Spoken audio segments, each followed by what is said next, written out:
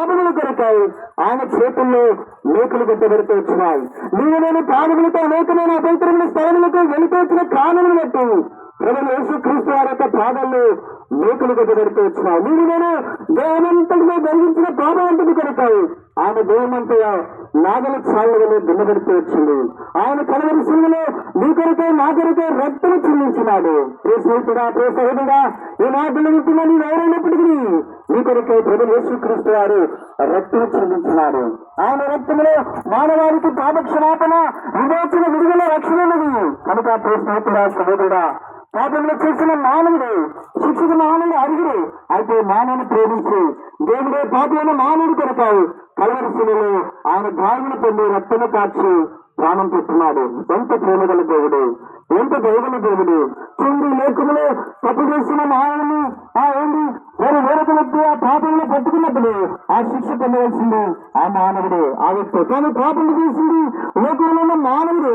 కానీ ప్రేమగల దేవుడు, ఆ దేవుడు నీ కొరకై నా కొరకై ప్రలోకాన్ని విడిచి ఈ లోకానికి వచ్చి నీ కొరకై నా కొరకై నీ బదులుగా నా బదులుగా పాపం వరకు రావాల్సిన జీవితంలో మరణము, ఆ మరణమును ఆయన కలవసిలో పొందుతూ వచ్చినాడు.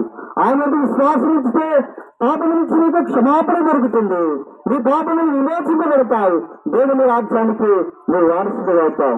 దేవుని రాజ్యాన్ని నుండి తీసుకొని పోవాలనే ప్రభువైన యేసుక్రీస్తు వారు ఆయన రీతిగా నిన్ను ప్రేమించి నీ పాపములు చనిపోయి పాపంలో వచ్చి జీవితము అది మరణమే, నిత్య నరకము. ఆ నరకం మీదకి నువ్వు వెనుక వస్తువులైతే ఆ ప్రేమగల దేవుడు నీ కొరకై ప్రాణం పెట్టున్నాడు. ఆ మాటలు ఈ దినము నీవు ప్రేమించి పరలోకంలో నిన్ను నడిపించాలని, పరలోకంలోనికి నీకు చేర్చాలని ఆ ప్రేమగల దేవుడు ఈ మాటలు నువ్వున్న స్థలంలోనికే వచ్చి వినిపిస్తున్నాడు. ప్రియ స్నేహితుడా, ప్రియ సైనికుడా, ఈ మాటలు వింటున్నా నీవే ఈ మాటలు నాకు కాదులే అనుకో మాకు, నాకు అవసరం లేదులే అనుకో మాకు, నాలో పాపం లేదని అనుకో మాకు. దేవుని వాక్యం సెలవిస్తున్నదా పాపము లేదని నీవు చెప్పినాడులా నిన్ను మోసగించుకున్నవాడు.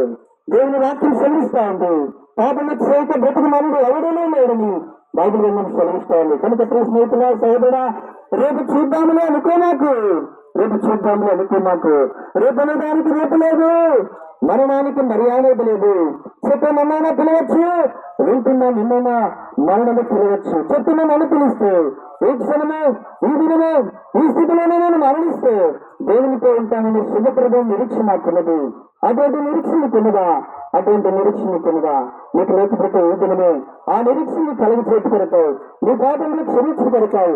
నిన్ను ప్రమాణమైన పాపలను ఒప్పుకుంటే ఆయన వ్యక్తులను నిన్ను కడిగి పవిత్రపరిచి ఆయన బిడ్డగా నిన్ను అంగీకరించుకు కొరతావు. ప్రభువైన యేసుక్రీస్తు వారు ఇష్టపడుతున్నాడు. నీవు ఇష్టపడినట్లయితే నువ్వున్న స్థలంలోనే ప్రధానమైన పాపలను ఎత్తుకుంటే చాలు. దేవుని వాక్యం చదివిస్తా ఉంది. ప్రధానమైన పాపలను ఎత్తుకుంటే సూక్ష్మము మోక్షము. ఈ రక్షణ దినమును పోగొట్టుకో మాకు, ఈ గొప్ప సమయమును పోగొట్టుకో మాకు. నేననే దినమునగానే నీ గొప్పలో ప్రాణం ఉండగానే సృష్టికర్తని దేవుణ్ణి, రక్షకుడైన దేవుణ్ణి, నీ కొరకే ప్రాణం పెట్టిన యేసుక్రీస్తు గారిని అంగీకరిస్తావా? అంగీకరిస్తే దేవుని వాక్యం ఎదుగుగా సెలవిస్తా ఉంది. ప్రభువైన యేసుక్రీస్తు నందు విశ్వాసం వచ్చినో అప్పుడు నేను ఇంటి వాళ్ళను ఆత్మరక్షణ పొందుదురు.